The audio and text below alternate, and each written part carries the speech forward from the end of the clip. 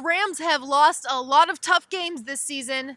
This, however, might have been the worst. They fall in the final 5 minutes and 6 seconds to the San Francisco 49ers 22-21 after having a 2-touchdown lead.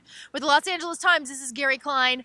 I'm Lindsay Theory. Gary, as Colin Kaepernick and the Niners drove down the field to come within one score, we both looked at each other and said, here we go again. Shades of the Miami game. Shades of Jared Goff's first start here at the Coliseum, up by 14 points, and you lose.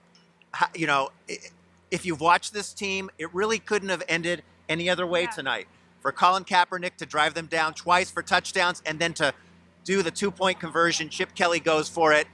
Stake in the heart of the Rams. The Rams dropped to 4-11. The locker room, as dejected as it's been after any loss this season, William Hayes says, I don't think we suck, but our record sucks.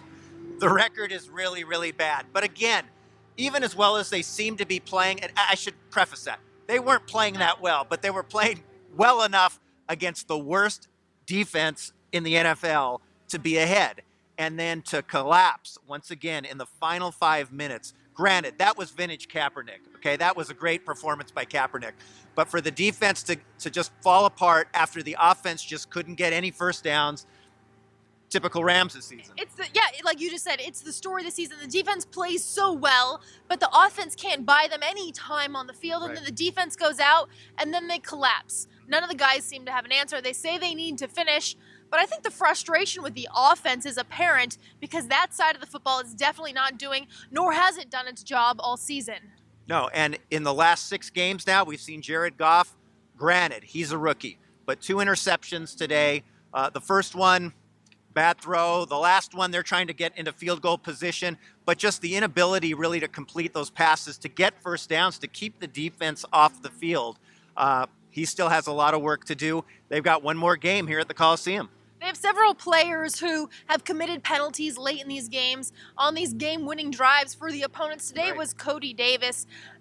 There's one game left, so at this point, what do you have to play for? But these Rams need to figure out how to not commit these penalties in game-changing moments. And Cody Davis, up to that point, had been having a good game, an early interception that helped set up a touchdown.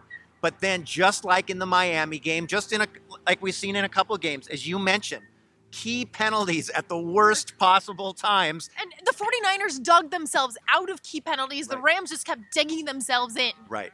And John Fossil, after the game, he said, a little bit more of the same. Really, it was a lot more of what we've seen all season long. The final game, it's New Year's Day. What way to start off 2017 than with the Rams versus the Cardinals? Gary, what do these guys have left to play for? And seeing how many games they've now lost in a row, do you think they'll show up on New Year's Day? LA's got a pretty nice scene, I heard, on New Year's Eve. I don't know. I've never been able to enjoy it. I don't know. I think that's up for question. I mean, after a loss like today, a game really, they looked like they were going to win this game at some point. Until the final 5 minutes. I just, people in the press box were looking at each other like, are they going to get over the hump finally? No, they just couldn't do it. So now you got one more game. The Cardinals coming to town. Nothing really to play for. The coaching staff's probably going to be gone, right? Some of these players are going to be gone. You got a new coaching staff coming in.